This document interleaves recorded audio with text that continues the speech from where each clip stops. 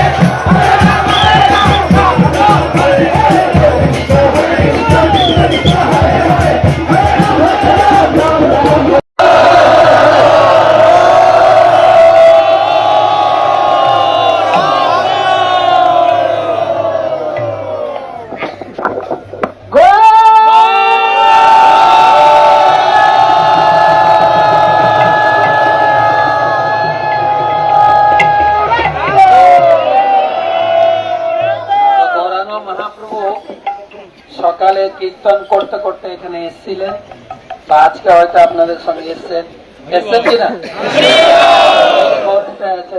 সামনে সামনে আছে সবাই তো সামনে যাওয়ার জন্য দৌড়ান আমাদের উচিত হবে গৌরনীতায় পিছনে যাবো ঠিক আছে তো গৌরনীতায় এখানে কীর্তন করতে করতে এসেছিলেন এখানে শ্যামা গোয়ালিনীর বাড়ি ছিল শ্যামা গোয়ালিনীর বাড়ি তার ছেলের নাম ছিল ভীম বলেন তো ভীম ভীমের মতো বলতে হবে ভীম গোপ তো কীর্তন শুনে ভীম গোপ এসে বলছেন ও মামা বলে মামা আমার বাড়িতে চলো আমার মা দুধ দই ঘোল সন্দেশ নিয়ে অপেক্ষা করতে তোমাকে খাওয়াবো ও মামা আমাদের হিন্দু ধর্মে এই মামা শব্দটা লুপ্ত হয়ে যাচ্ছে কিন্তু জানেন তো হ্যাঁ না না একটা মেয়ে জন্ম দিয়েছে মেয়েটার বিয়ে হয়েছে বিয়ের পরে তার ছেলে মেয়ে হইলে মামা কাকে ডাকবে মামা আছে না নেই নেই না দেননি হ্যাঁ একটা ছেলে জন্ম দিয়েছেন তার যখন বিয়ে হয়ে ছেলে মেয়ে হবে পিসি কাকে ডাকবে আছে না নেই নেই তাহলে মমতা দিদিকে পিসি ডাকবে আর কাকু জেঠু আছে না নেই তাহলে সেজন্য এখানে একটু মামা বলে ডাক ও মামা মামাকে নিয়ে গেছে হাত ধরে। তার মার নাম কি ছিল এখন বলি? শ্যামা গোয়ালিনী। শ্যামা গোয়ালিনী। বলছে ও নিমাই দাদা, ভালো ভালো, আমার আই কেমন আছে? আই মানে নিমাইয়ের মা, সচি মা কেমন আছে? তো তাকে জোর দই ঘোল খাইয়েছেন। আর নিমাই বলছে এরকম করে, মানে মা ভালো আছে। তাহলে দুই দই সন্দেশ খেয়ে আবার কীর্তন চালু, আবার কীর্তন চালু, তারপরে কাহিনীটা পরে।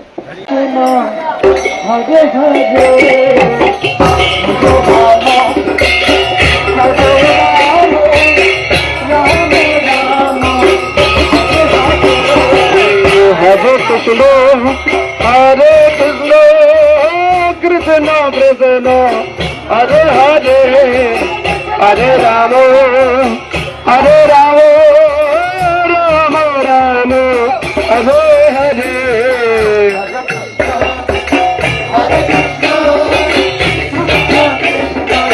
এখন মনে হতে পারে ভাই আমরা মাতাজি শরীর পাওয়াতে খালি ধুলি খাবো, ও বুড়া যাবে আগে আগে। কৃষ্ণ একবার উদ্ধবকে জিজ্ঞাসা করছেন যে উদ্ধব, গাভীরা যায় সকারা যায়, আমি পেছনে যাই কেন? উদ্ধবকে বললেন ভগবান, যে উদ্ধব বললেন প্রভু এটা তো স্বাভাবিক, বাচ্চারা গেলে তো মা পেছনেই যায় যাতে পড়ে টুড়ে না যায়।